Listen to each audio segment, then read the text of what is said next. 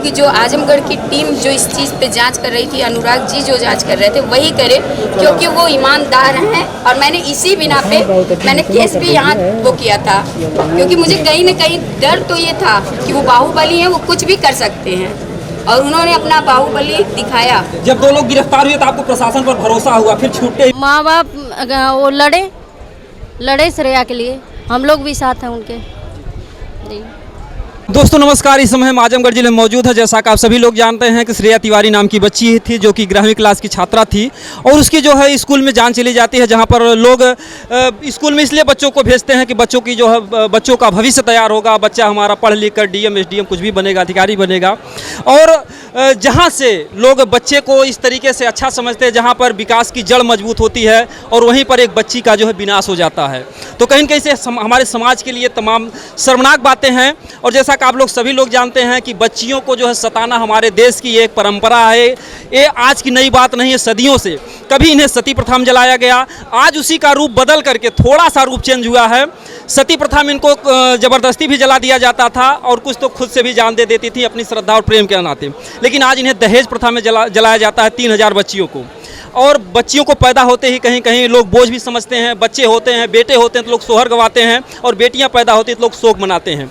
लेकिन मैं आप लोगों के बीच में जो देखिए, ये भी एक बहन जी हैं जो कि देखिए वकील के पद पर जो है कार्यरत हैं इस आजमगढ़ ज़िले में, और ये भी जो है एक बेटी होने के नाते श्रेया तिवारी जो है उनकी आवाज़ उठाने के लिए उस बच्ची को न्याय मिल सके। अभी न्याय क्या मिलेगा आप लोगों के सामने, आप लोग जब ये बात जानेंगे कि अपराधी छूट गया है, तो शायद आप लोगों के खून में अगर कुछ जुनून होगा तो खून उबल जाएगा दोस्तों।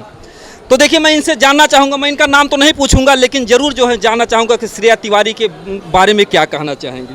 अभी मामला तो सब उल्टा हो गया, सब अपराधी छूट गए, इसके बारे में क्या कहना चाहेंगे? श्रेया को न्याय मिलना चाहिए, हम उनके साथ हैं। न्याय कैसे मिलेगा? अपराधी 4 दिन बंद हुआ, इसके बाद छूट गया। नहीं, वो कोर्ट से ही न्याय मिलेगा, यहाँ से कानून से न्याय मिलेगा उसको। उसके माँ बाप लड़ते रहें, न्याय मिलेगा। जैसे सवाल ये पैदा होता है कि जो है उसके माँ बाप अगर गरीब हैं, और गरीब है भी, अगर उनके पास आने जाने के लिए, जैसे वकील साहब ने कहा था कि जो है उनको उस परिवार को, पीड़ित परिवार को 50 लाख रुपए दिया जाए, शायद उसको अगर राशि मिलती है शायद वो कानून के चक्कर लगा सकते। अब वो एक तो पीड़ित परिवार, और दूसरे जो है अगर वो अपराधी पकड़े गए और दूसरे वो छूट भी गए, वो अगर नहीं लड़ने लायक है, अगर वो गरीब है, फिर क्या करेगा उसके सामने? कोर्ट में हम लोग साथ देंगे, उनका सहयोग करेंगे, साथ देंगे, जितना हम लोगों से बनता है करेंगे हम लोग। यही बात है कि अगर जनता जो है, और उनकी माँ ने यह भी कहा कि मैं कुछ भी नहीं हूँ, मैं जो कुछ भी लड़ रही हूँ, मैं आजमगढ़ की जनता ने हमें सपोर्ट दिया, मीडिया वालों ने हमें सपोर्ट दिया, मैं इसके बल पे लड़ रही हूँ। तो वास्तव में यहाँ पर एक बहुत ही बड़ा ये देखिए सबूत है कि कम से कम यहाँ पर जो ये महकमा है, जो वकील साहब लोग हैं, सभी लोग, कोई ये नहीं कहा था मैं बच्ची के लिए नहीं लड़ूंगा। तो ये जो घटना हो गई, उस अपराधी को छूट जाने, समाज में क्या संदेश जा रहा है? बहुत दुख की बात है, और ये कानून जो है थोड़ा दिक्कत हो गया है, उन्हें विश्वास उठ गया है, जनता का विश्वास उठ गया है, उनके माँ बाप का विश्वास उठ गया है। तो लोग जैसे कहते हैं कि कानून सिर्फ अमीरों के लिए है, क्या ये बात सत्य हो गई? क्या गरीबों के लिए भी है? तो माँ बाप तो गरीब थे, वो स्कूल वाले इतने मतलब कि थे कि पूरे उत्तर प्रदेश का स्कूल बंद करवा दिए, अपराधी को 3-4 दिन में छुड़ा लेना। एसपी को भी जो है यहाँ से जो अनुराग आर्य जी थे, अच्छा काम कर रहे थे, और एसपी को मऊ से बुला लेना, कहीं न कहीं से पैसे की ताकत तो दिख रही है ना? जी जी, दिख रही है ताकत। फिर कैसे गरीब कैसे न्याय की आस रखेगा? वो अपना कानून पे विश्वास रखे, और वो आए, काम होगा उसका, और क्या कह सकते हैं। तो अभी जो है देखिए, एक बेटी हैं इस आजमगढ़ की, अन्य बेटियों के, अन्य किसी श्रेया के साथ इस तरीके की घटना ना हो, इसके लिए माँ बाप क्या करें?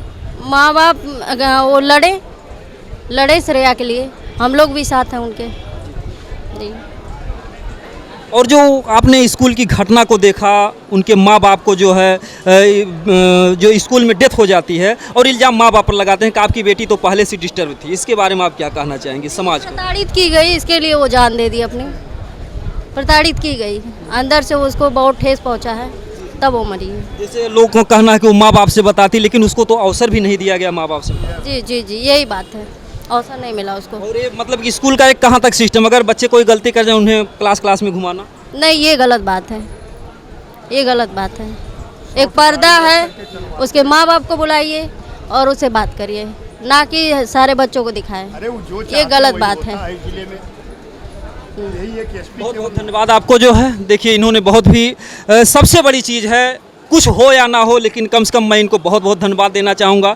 कम से कम ये जो यहाँ पर जितने भी हमारे वकील साहब लोग हैं उस परिवार के अगर साथ खड़े हैं, अगर जनता उनके साथ खड़ी है तो उस माँ को न्याय जरूर मिल जाएगा। और जिस तरीके से निर्भया की माँ जो है, निर्भया की माँ को कितने दिन में न्याय मिला था आप जनता को बताइए। निर्भया की माँ को काफ़ी समय लग गए थे। 12 साल लग गए थे। लग गए थे जी। तो उनकी भी माँ कह रही हैं कि मैं निर्भया की माँ की तरह लड़ूंगी। जी लड़े वो लड़े। दोस्तों इस वीडियो को ज़्यादा से ज़्यादा शेयर कीजिए। जय हिंद।